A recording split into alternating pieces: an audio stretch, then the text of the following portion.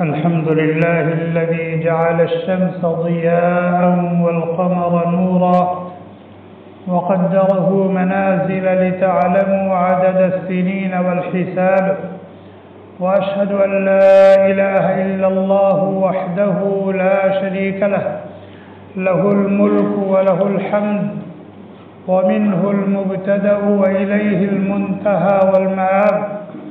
وأشهد أن سيدنا ونبينا ومولانا محمدا عبد الله ورسوله، أفضل من تعبد لله وأناب، صلى الله تعالى عليه وعلى آله وأصحابه ومن تبعهم بإحسان إلى يوم الحساب. أما بعد، أعوذ بالله من الشيطان الرجيم. بسم الله الرحمن الرحيم.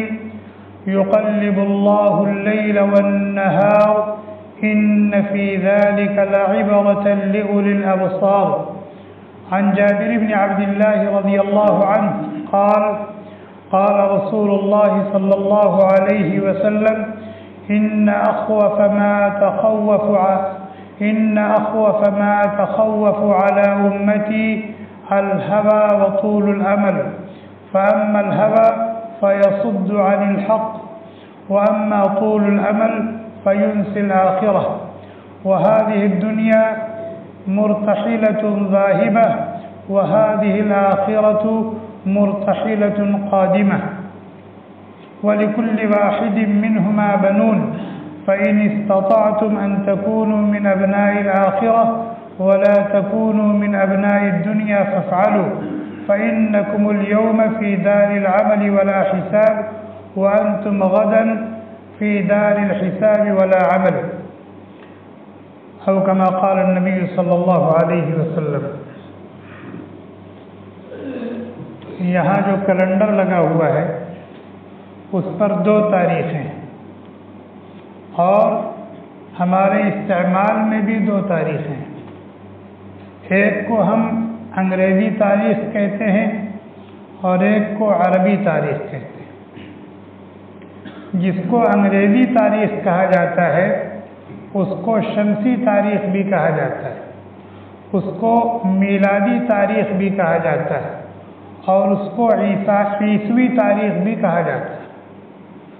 اور جس کو عربی تاریخ کہا جاتا ہے اس کو قمری تاریخ بھی کہا جاتا ہے، اس کو اسلامی تاریخ بھی کہا جاتا ہے، اس کو ہجری تاریخ بھی کہا جاتا ہے. جس کو انگریزی تاریخ کہا جاتا ہے وہ عام طور پر انگریز استعمال کرتے ہیں، اور اس کو عیسوی تاریخ اس لیے کہا جاتا ہے یا میلادی تاریخ اس لیے کہا جاتا ہے کہ وہ حضرت عیسیٰ علیہ السلام کی یوم پیدائش سے شروع ہوتی ہے. آج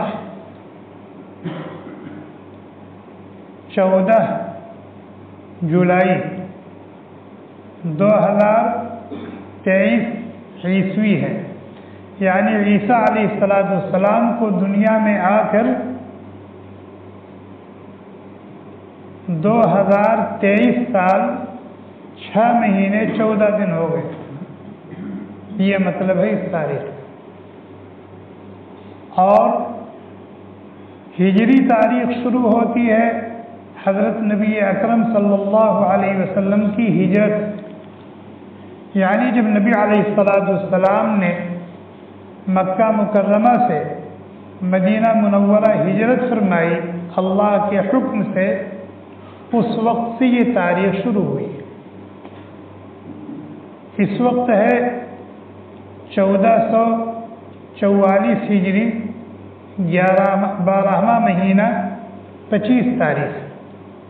اس کا مطلب یہ ہے کہ نبی اکرم صلی اللہ علیہ وسلم کو مکہ مکرمہ سے مدینہ منورہ ہجرت کیے ہوئے 1444 سال 11 مہینے یعنی 11 مہینے 25 دن ہو گئے.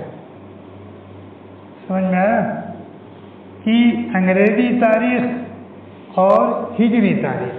اسی لیے جہاں قمری تاریخ لکھی جاتی ہے، ہجری تاریخ لکھی جاتی ہے، وہاں سن کے اخیر میں ہاتھ و چشمی بنا رہتا ہے، اس سے اشارہ ہوتا ہے ہجرت کی طرف۔ اور جہاں انگریزی تاریخ لکھی رہتی ہے وہاں سن کے اخیر میں یا تو میم بنا رہتا ہے، اس سے اشارہ ہے عیسیٰ علیہ السلام کی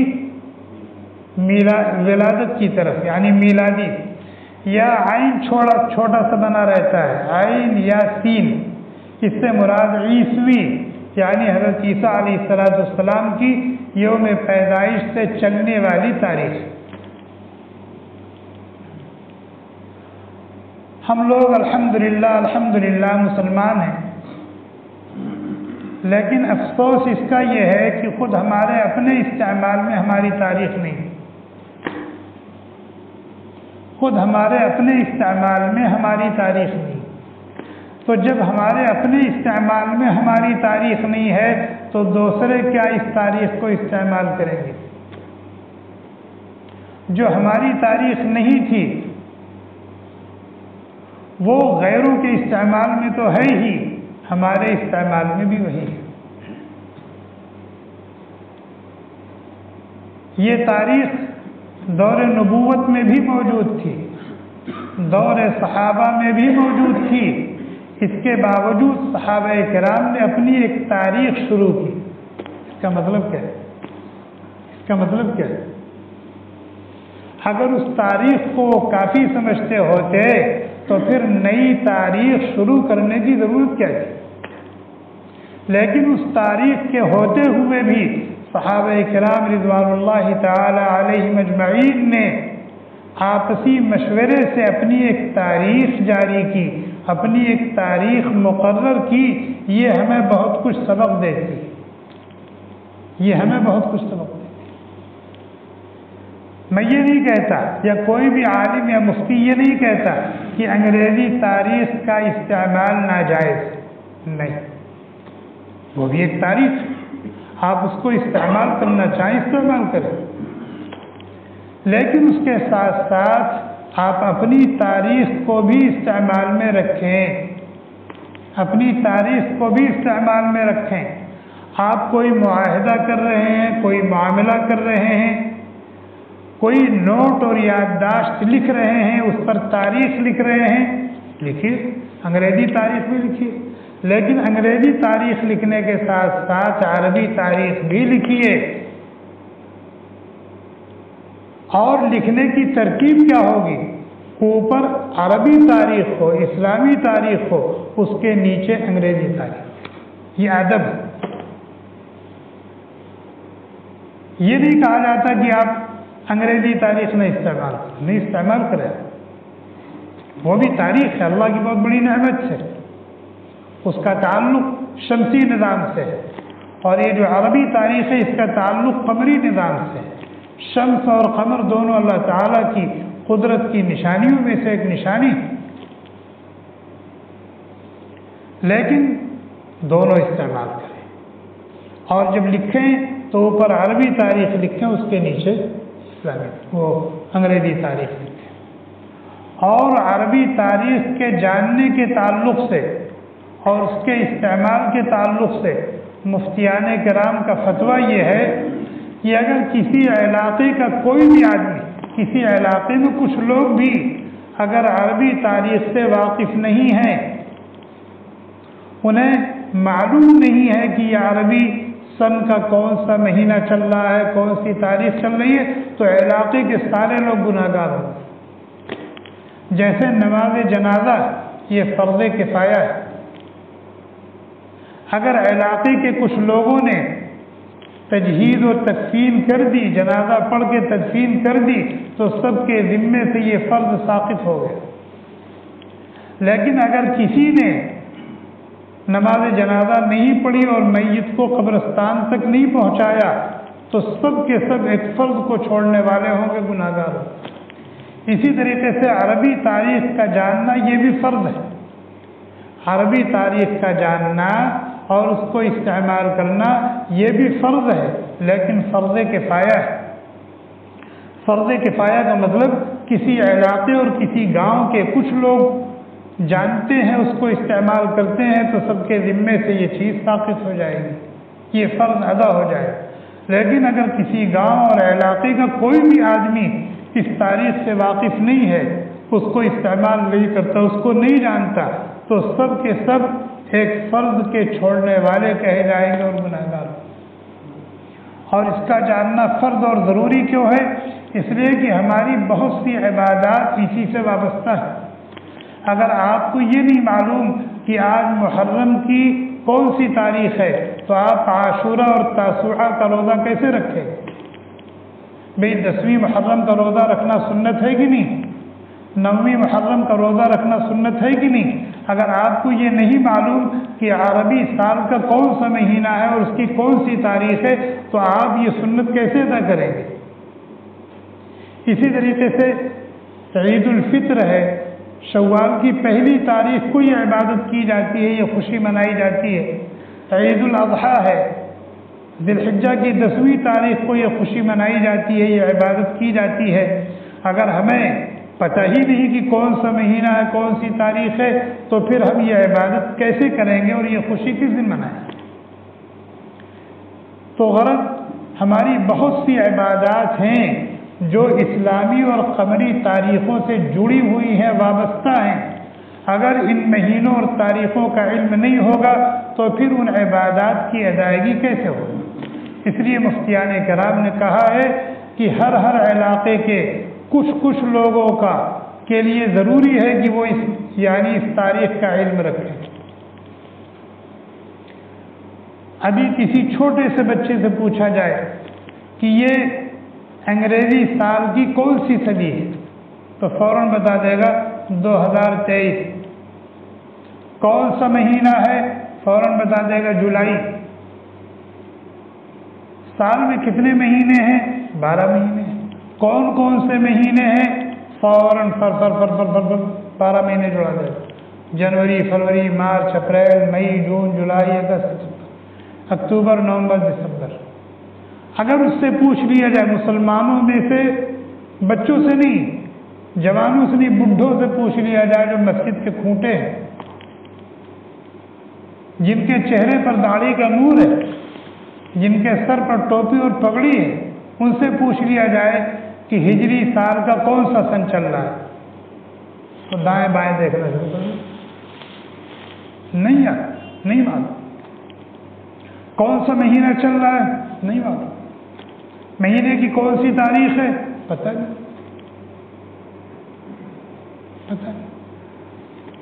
مہینے میں وہ سال میں کتنے مہینے ہیں؟ 12، یہ تو معلوم ہے، لیکن مہینوں کے نام کیا ہے؟ پتہ نہیں۔ یہ سال کس مہینے سے شروع ہوتا ہے اور کس مہینے پر ختم ہوتا ہے؟ پتہ نہیں۔ صحیح کہہ رہا ہوں غلط کہہ رہا ہوں؟ صحیح کہہ رہا ہوں غلط کہہ رہا ہوں؟ ہمارا یہ اسلامی سال شروع ہوتا ہے محرم سے۔ یہ کون سا مہینہ چل رہا ہے؟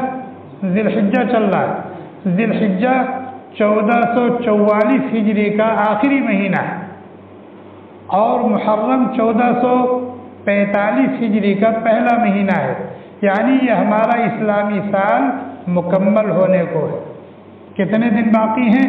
4 یا 5، یہ بھی نہیں پتا لوگوں کہ ہمارا اسلامی سال مکمل ہو رہا ہے اور ایک نیا سال شروع ہونے والا ہے۔ لیکن جب انگریزی سال ختم ہونے کو ہوتا ہے اور نیا سال شروع ہونے کو ہوتا ہے تو 1 مہینہ پہلے سے اس کی تیاری شروع ہو جاتی ہے، اور چھوٹے چھوٹے بچوں کو بھی معلوم رہتا ہے کہ بھئی سال پورا ہونے والا ہے۔ اور پھر اس نام سے کیسی خرافات، کیسے جشن اور کیسی شرارتیں اور بدماشیاں ہوتی ہیں۔ الامان الحفیظ۔ لیکن افسوس اس کا یہ ہے کہ ہم اپنی تاریخ سے نہ واقف۔ ہمارا اسلامی سال شروع ہوتا ہے محرم سے۔ محرم، صفر، ربیع الاول، ربیع الاخر، جمادی الاول، جمادی الاخر، رجب، شعبان، رمضان، شوال، ذی قعدہ، ذی الحجہ۔ یہ ذی الحجہ چل رہا ہے۔ ذی الحجہ کی آج 25ویں تاریخ۔ یہ بہت بڑا المیہ ہے، بہت بڑا المیہ ہے، بہت بڑا المیہ ہے۔ بڑے دکھ اور افسوس کی بات، ہمارے بر صغیر میں ہندوستان میں، پاکستان میں، بنگلہ دیش میں عموماً علماء کو عربی تاریخیں یاد رہتی ہیں اور عربی مہینے معلوم رہتے ہیں۔ اس کی وجہ کیا بتاؤں؟ اسے کہ مدارس میں بھی یہی تاریخ استعمال ہوتی ہے۔ مدارس میں لین دین اور تقرر اور تنخواہ وغیرہ کا نظام سب عربی تاریخ سے چل رہا ہے، اور تقریباً جتنے بڑے مدارس ہیں ہر بڑے مدرسے میں مہینے کی 29ویں تاریخ کو چاند دیکھنے کا اہتمام ہوتا ہے، اور ضلعی اور صوبائی سطح پر رؤیت ہلال کمیٹی قائم ہے، وہ بھی اہتمام کرتی ہے۔ تو ان کوششوں کی برکت سے وہاں کے پڑھے لکھے طبقے میں یہ تاریخ رائج ہے اور معروف ہے، انہیں اس کا علم رہتا ہے۔ لیکن ان ممالک میں جو عربی ممالک کہے جاتے ہیں، اسلامی ممالک کہے جاتے ہیں، ان ممالک میں بھی عربی اور اسلامی تاریخ کا استعمال نہیں ہے۔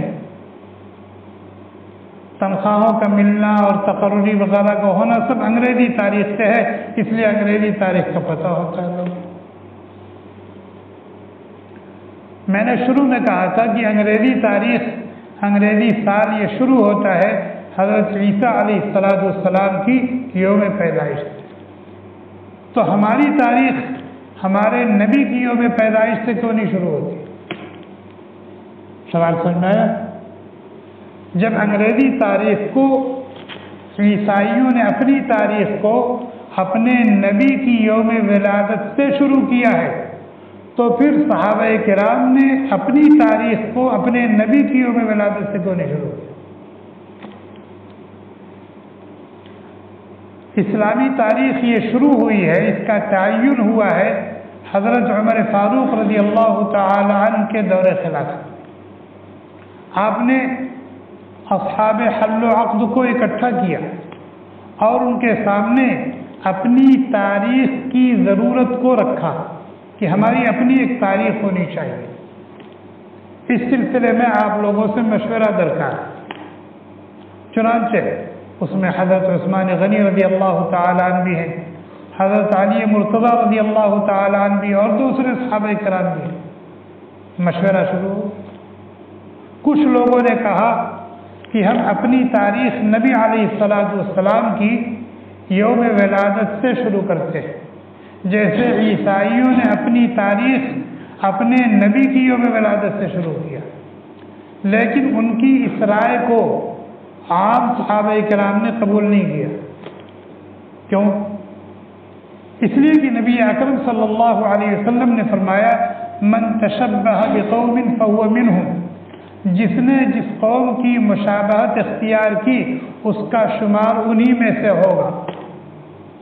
اور احادیث مبارکہ میں جگہ جگہ نبی اکرم صلی اللہ علیہ وسلم نے اپنے ماننے والوں کو یہود و نصارہ اور مشرکین کی مخالفت کا حکم دیا ہے، مخالفت کی تاکید کی ہے۔ خالف الیہود والنصارى والمجوس، اعف اللحى وقص الشارب، کہ یہودیوں کی مشابہت اختیار مت کرو، عیسائیوں کی مشابہت اختیار مت کرو، کفار اور مشرکین کی مشابہت اختیار مت کرو۔ تو صحابہ کرام نے کہا کہ اگر ہم عیسائیوں کی طرح سے اپنی تاریخ اپنے نبی کی یوم ولادت سے شروع کرتے ہیں تو یہاں عیسائیوں کے ساتھ مشابہت لازم آتی ہے، جس سے ہمارے نبی نے منع کیا۔ تو اس لیے ہماری تاریخ ہمارے نبی کی یوم ولادت سے نہیں شروع ہوئی۔ کیوں؟ تاکہ عیسائیوں کے ساتھ مشابہت لازم نہ ہے۔ صحابہ کرام رضوان اللہ تعالی علیہم اجمعین نے اپنے آپ کو اور ہمیں یہود و نصارہ کی مشابہت سے بچانے کی اتنی فکر کی، اتنی کوشش کی کہ اپنی تاریخ اپنے نبی کی یوم پیدائش سے نہیں شروع کی، لیکن ہم نے وہ لیپ کھانا شروع کر دیا۔ بھئی عیسائی اپنے نبی کی یوم ولادت مناتے کہ نہیں مناتے ہیں؟ ہم بھی تو مناتے ہیں، ہم بھی مناتے ہیں کہ نہیں مناتے؟ 12 ربیع الاول منایا جاتا ہے کہ نہیں؟ دھوم دھام سے جلوس اٹھتا ہے کہ نہیں اٹھتا ہے؟ جشن اور چراغاں کیا جاتا ہے نہیں کیا جاتا ہے؟ تو ہم عیسائیوں کی لیپ چاٹ رہے کہ نہیں چاٹ رہے؟ کہ ہمارے بڑوں نے تو اتنی احتیاط کی، کی مشابہت کے ڈر سے اپنی تاریخ اپنی نبی کی یوم ولادت سے نہیں شروع کی، اور ہم نے ان کو دیکھ کر کے اپنے نبی کی یوم ولادت منانا شروع کر دیا۔ یہ جو 12 ربیع الاول منایا جاتا ہے، جس شکل میں بھی منایا جاتا ہو، اس کی کوئی شرعی حیثیت نہیں ہے، بلکہ اگر ثواب سمجھ کر کے منایا جاتا ہے تو بدعت ہے اور گناہ ہے۔ اگر دین سمجھ کر کے منایا جاتا ہے، کارے ثواب سمجھا جاتا ہے اس کو، تو یہ بدعت ہے اور بہت بڑا گناہ ہے، ضلالت اور گمراہی۔ اور بدعت، ضلالت اور گمراہی انسان کو کہاں لے جائے گی؟ جہنم میں لے جائے گی۔ تو اس کے قبیح اور برا ہونے کے لیے یہی کافی ہے کہ اس میں عیسائیوں کی مشابہت پائی جاتی ہے، ہندوؤں کی مشابہت پائی جاتی ہے۔ ہندوؤں کے ہاں بھی اپنے معبودوں کی یوم ولادت منائی جاتی ہے، تو ان سے بھی مشابہت پائی جاتی ہے۔ اگر شریعت سے اس کا کوئی تعلق ہوتا، یہ دین کا کوئی حصہ ہوتا، تو جہاں دین آیا ہے، جہاں نبی آئے ہیں، وہاں یہ چیز پائی جاتی۔ لیکن آپ کو نہ مکہ مکرمہ میں یہ چیز ملے گی، نہ مدینہ منورہ میں یہ چیز ملے گی، جو دین کا اصلی وطن ہے۔ معلوم کیا ہوا کہ اگر کہیں پائی جاتی ہے یہ چیز، تو وہاں کے لوگوں کے اثر کی وجہ سے پائی جاتی ہے، دین میں ہونے کی وجہ سے نہیں پائی جاتی۔ اسی طریقے سے بعض صحابہ کرام نے یہ مشورہ دیا کہ ہم اپنی تاریخ نبی علیہ الصلوۃ والسلام کی یوم وفات سے شروع کرتے ہیں۔ جس دن آپ دنیا سے تشریف لے گئے، اس دن سے ہم اپنی تاریخ شروع کرتے ہیں۔ صحابہ کرام رضوان اللہ تعالی علیہم اجمعین نے اس کی بھی مخالفت کی۔ اور کیوں مخالفت کی؟ اس لیے کہ جس دن اللہ کے نبی علیہ الصلوۃ والسلام دنیا سے تشریف لے گئے ہیں، وہ انتہائی دکھ، رنج و الم اور غم کا دن تھا۔ اور ظاہر ہے کہ اس سے بڑا افسوسناک دن کون ہوگا جس دن اللہ کے نبی علیہ الصلوۃ والسلام دنیا سے تشریف لے گئے اور وحی کا سلسلہ منقطع ہو گیا۔ تو اگر ہم اس دن سے اپنی تاریخ شروع کرتے تو گویا کہ ہماری تاریخ شروع ہوتی ایک انتہائی افسوسناک، انتہائی دکھ اور درد بھرے دن سے۔ تو جب یہ تاریخ شروع ہوتی تو وہ غم تازہ ہو جاتا، وہ دکھ تازہ ہو جاتا، اور جس کا سال ہی دکھ اور درد سے شروع ہو تو پھر اس کا پورا سال کیسا ہو؟ اس لیے صحابہ کرام رضوان اللہ تعالی علیہم اجمعین نے اپنی تاریخ نبی علیہ الصلوۃ والسلام کی یوم وفات سے بھی نہیں شروع کیا، تاکہ نبی کی وفات کا غم تازہ نہ ہو، کہ امت پورے سال رنجیدہ اور غمگین ہی گزرے رہے۔ پھر تیسری رائے یہ آئی کہ نبی علیہ الصلوۃ والسلام نے جس دن مکہ مکرمہ سے مدینہ منورہ ہجرت فرمائی ہے، اس دن سے ہم اپنی تاریخ شروع کرتے ہیں۔ اس پر سب کا اتفاق ہو گیا، اور نبی علیہ الصلوۃ والسلام کی ہجرت سے اسلامی تاریخ کا تعین ہو گیا، اور وہیں سے وہ تاریخ شروع ہو گئی۔ اور ہجرت سے شروع کرنے میں یہ حکمت ہے، ہمیں یہ سبق ملتا ہے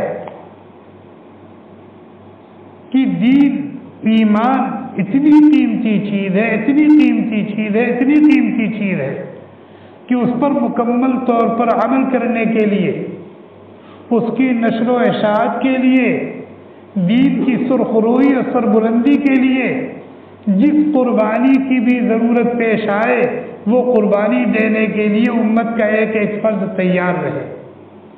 جیسے ہمارے نبی صلی اللہ علیہ وسلم نے دین کی نسبت سے اللہ کو راضی کرنے کے لیے، دین کی نشر و اشاعت کے لیے، اور دین کو دنیا کے کونے کونے تک پہنچانے کے لیے اپنی وہ مبارک جگہ جہاں پیدا ہوئے، پلے بڑھے، جوان ہوئے، جہاں آپ کو نبوت کے شرف سے مشرف کیا گیا، جہاں آپ کے اوپر وحی آئی، جہاں اللہ کا گھر بیت اللہ ہے، ان تمام چیزوں کو قربان کر دیا، اپنے خاندان اور کنبے کو چھوڑ دیا، اپنے گھر اور بار کو چھوڑ دیا، اور صحابہ کرام نے اپنی جائیداد اور پراپرٹی کو چھوڑ دیا، کس لیے؟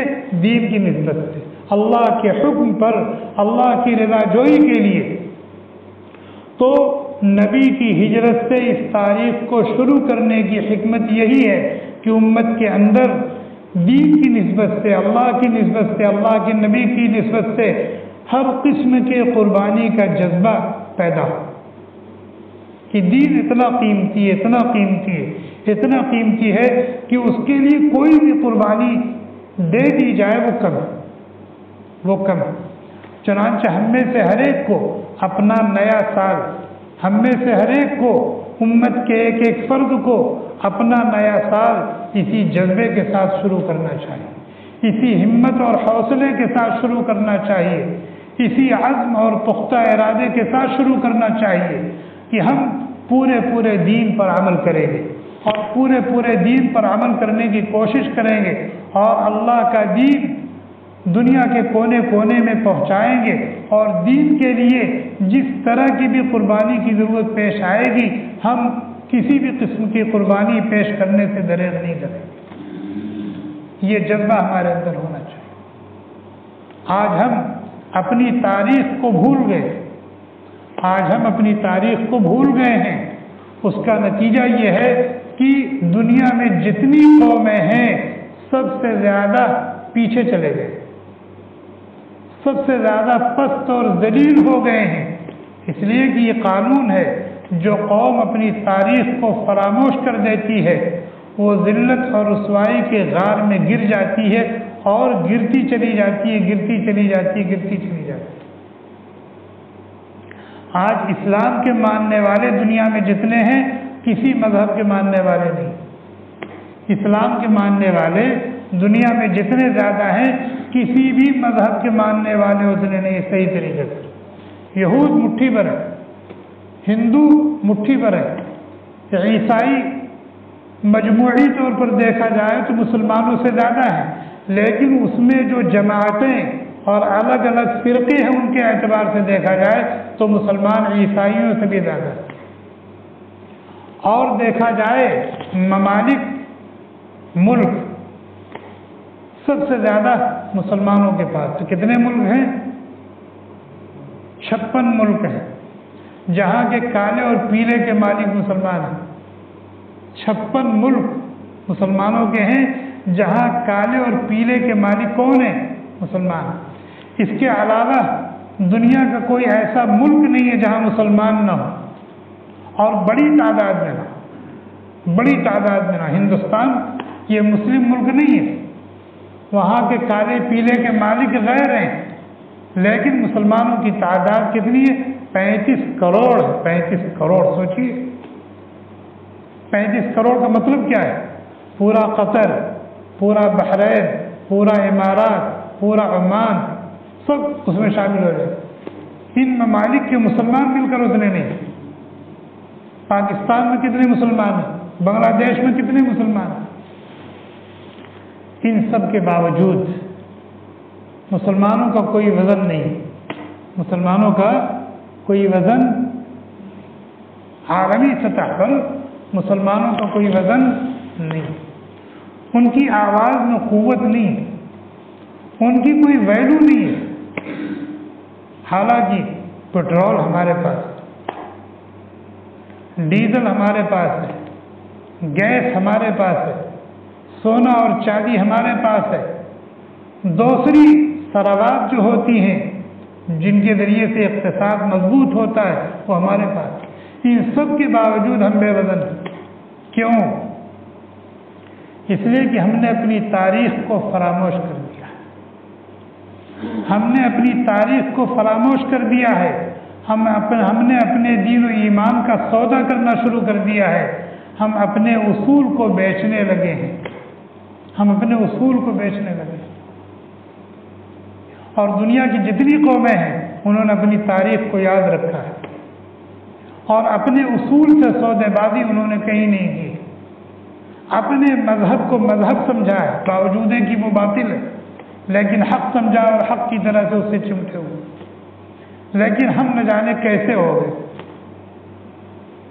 اور جب تک ہم اپنی تاریخ کی طرف پلٹیں گے نہیں، اپنی اصل اور بنیاد سے جڑیں گے نہیں، اپنے اصول سے اور اپنے دین و ایمان سے چمٹیں گے نہیں، اس وقت تک ہمارا یہی حال نہیں رہے گا، اس سے بھی برا حال، اس سے بھی برا حال۔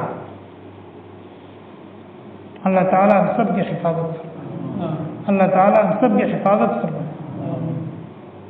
ہم نے اپنی داڑھی سے کھلواڑ کیا، ہم نے اپنی ٹوپی سے کھلواڑ کیا، ہم نے اپنی پگڑی سے کھلواڑ کیا۔ آج جہاں کہیں ہم جاتے ہیں سب سے پہلے ہماری داڑھی کا مسئلہ آ جاتا ہے، آتا نہیں آتا؟ ہم جہاں کہیں جاتے ہیں سب سے پہلے ہماری ٹوپی کا مسئلہ آ جاتا ہے، ہماری پگڑی کا مسئلہ آ جاتا ہے، ہماری نمازوں کا مسئلہ آ جاتا ہے، ہماری خواتین کے حجاب اور پردے کا مسئلہ آ جاتا ہے۔ کیوں؟ اس لیے کہ ہم نے خود ان کے ساتھ کھلواڑ کیا، رکھا نہیں رکھا نہیں رکھا، ٹوپی لگائی نہیں لگائی نہیں لگایا، پگڑی باندھی نہیں باندھا، خواتین نے حجاب کیا نہیں کیا۔ تو جب ہم نے خود ان کے ساتھ کھلواڑ کیا ہے تو دوسرے کیوں نہ کھلواڑ کریں؟ بات سمجھ میں؟ سکھوں کو دیکھا ہوگا نا، سکھ دنیا میں 2%، کتنے؟ 2%۔ انہوں نے اپنی پگڑی کو پگڑی سمجھا، اپنی داڑھی کو داڑھی سمجھا، اپنے کڑے کو کڑا سمجھا، اپنی برچھی کو برچھی سمجھا۔ ان چاروں چیزوں کو انہوں نے مضبوطی سے تھاما۔ آج وہ دنیا کے جس کونے میں جاتے ہیں، نہ ان کے ساتھ پگڑی کا مسئلہ ہے، نہ ان کے ساتھ داڑھی کا مسئلہ ہے، نہ ان کے ساتھ ان کے کڑے کا مسئلہ ہے، نہ ان کے ساتھ ان کی تلوار کا مسئلہ ہے۔ پائلٹ ہے، جہاز اڑانے والا، اسی داڑھی کے ساتھ، اسی پگڑی کے ساتھ، اسی کڑے اور اسی تلوار کے ساتھ۔ فوج میں ہے، اپنے انہی شعار کے ساتھ، فوج کا کرنل ہو، جنرل ہو، حتیٰ کہ ملک کا صدر ہے، وزیر اعظم ہے، کسی صوبے کا وزیر اعلیٰ ہے، اپنے اسی شعار کے ساتھ ہے کہ نہیں ہے؟ ہے کہ نہیں ہے؟ اتنے ممالک ہیں مسلمانوں کے، کہیں کوئی مسلمان صدر بھی ٹوپی اور داڑھی کے ساتھ ہے؟ غلط کہہ رہا ہوں؟ اتنے ممالک ہیں مسلمانوں کے، کسی ملک، اسلامی ملک، مسلم ملک کا صدر، کسی مسلم ملک کا وزیر اعظم، کسی مسلم ملک کے کسی صوبے کا وزیر اعلیٰ داڑھی کے ساتھ ہے، ٹوپی کے ساتھ ہے، پگڑی کے ساتھ ہے، اسلامی لباس کے ساتھ ہے؟ نہیں ہے۔ پھر رسوا اور ذلیل نہیں ہوں گے تو اور کیا ہوگا؟ رسوا اور ذلیل نہیں ہوں گے تو اور کیا ہوگا؟ آج اگر آپ پگڑی باندھتے ہیں، ٹوپی باندھتے ہیں اور ایک ملک سے دوسرے ملک کا سفر کرتے ہیں تو سب سے پہلے آپ کی پگڑی چیک کی جاتی ہے، آپ کی ٹوپی چیک کی جاتی ہے، آپ کی داڑھی چیک کی جاتی ہے۔